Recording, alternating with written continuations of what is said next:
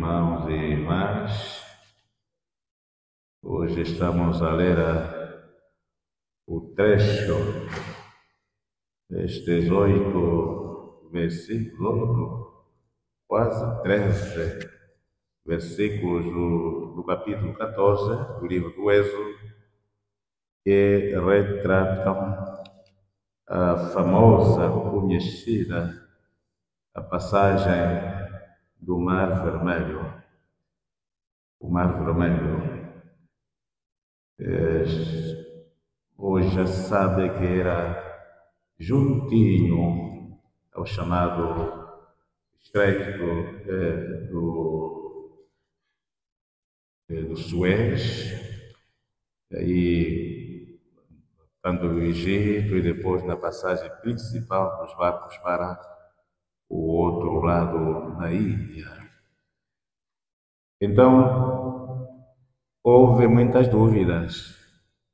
Como saberes, depois do debate sobre a criação, como é que Deus criou, onde é que estava, quando criou, onde é que ele vive, de que matéria foi feito o homem, e como depois o homem parou no materialismo, parou no material, e a conversa, mesmo não acabando em termos filosóficos e científicos, muitas hipóteses nasceram a respeito da criação do homem. Hoje temos o chamado a linha evolucionista de Charles Darwin, que diz que tudo nasceu por uma evolução natural, para negar a Deus. Mas a evolução natural, isso requer precedência. Esta natureza quem a fez, quem impôs a força para que as coisas cresçam como deviam crescer na sua diversidade. Então a conversa da ciência ficou para o caminho. Não encontraram Deus que queriam encontrar. Até hoje estão à procura de Deus com estes satélites, a ver se o encontram sentado em algum lado a acariciar as suas barbas brancas e a olhar para a terra. Depois temos o lado chamado criacionismo, que é defendido pela fé, pela igreja, que encontramos na Bíblia. Tanto Deus que cria o homem e a mulher à sua imagem e semelhança. O ano passado saiu um documento dos grandes estudiosos, os que ficam a fazer escavações, esta gente que a vida deles é só descobrir, se quisermos, pérolas perdidas. E o ano passado saiu um documento para os que estão nas universidades, com os professores às vezes da história, e enfim, saiu um documento nas investigações e que teriam encontrado vestígios da passagem dos israelitas no Mar Vermelho. Já se fala isso muito abertamente. Terão encontrado aí o tipo de material que era usado para a guerra, que terá ficado entalado no mar dos egípcios que perseguiam os hebreus. Portanto, aquilo que eles negavam, dizer que o Mar Vermelho não existiu, não existiu.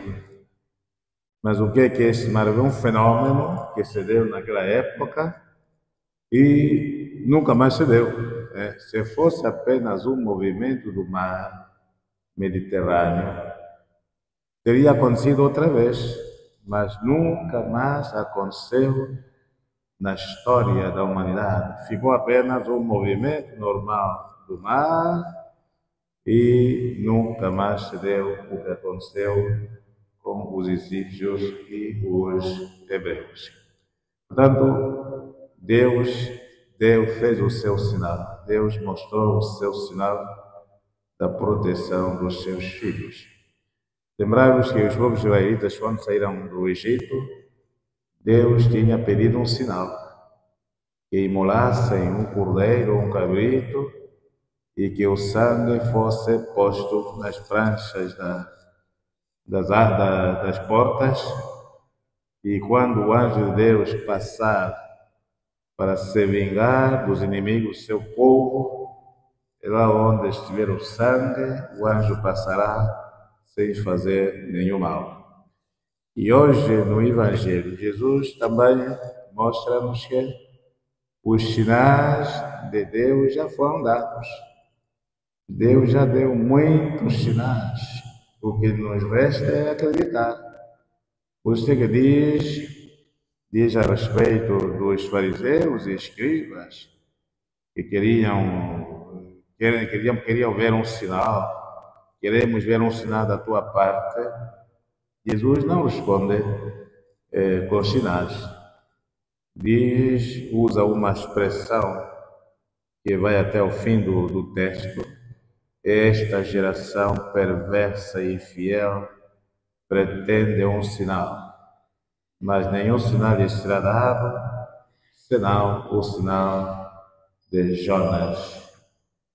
Quem é esse Jonas? Jonas é aquele profeta que tinha sido indicado para ir pregar aos homens de Nínive, que eram muito pecadores.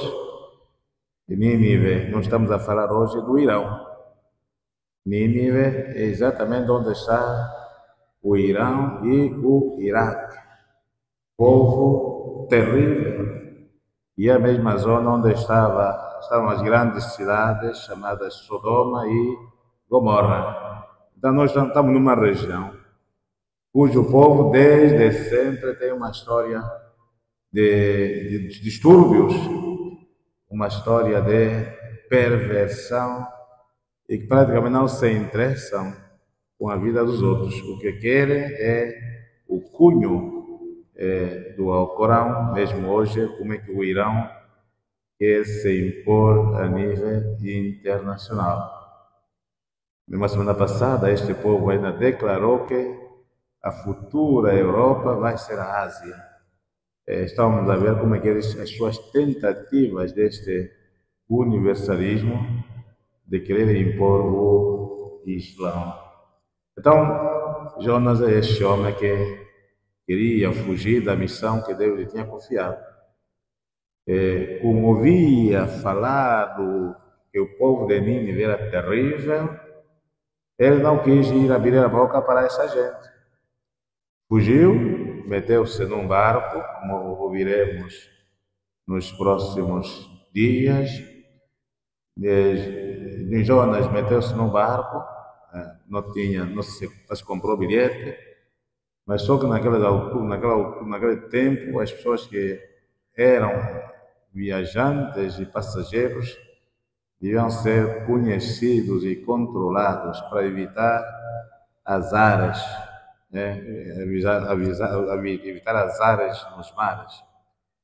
E acontece que o mar em que Jonas ia, porque estava a fugir da missão divina, começou a ser abatido por diferentes correntes de água, de vento, e praticamente ia afundar-se. A prática era jogar sortes, dando sorte sobre quem era a origem da desgraça. E a origem da desgraça caiu sobre Jonas. E Jonas explicou-se o que estava a acontecer e eles disseram: o que é que nós vamos fazer de ti para que nós nos salvemos? E ele disse que atirai-me ao mar, lançai-me para a água, se quiserdes ser salvos. E lá uma baleia engoliu o homem e foi cuspí-lo exatamente na praia da cidade de Nínive, onde deveria ir pregar. E aí, portanto, aceitou o risco da missão para a salvação daquela gente. Por isso é que às vezes não vale a pena fugir da missão de Deus. Deus, quando quer, mesmo que corramos o perigo até a morte, mas Ele está lá. E mesmo que as pessoas morram por causa da sua missão, a sua morte será muito mais gloriosa do que se tivesse guardado a sua própria vida. O Pedro está aqui atrás de mim e o Paulo do outro lado. Se eles tivessem desistido por causa da perseguição de que eles eram alvos, hoje não os teríamos nos altares. Hoje estão nos altares para sempre e por toda a eternidade.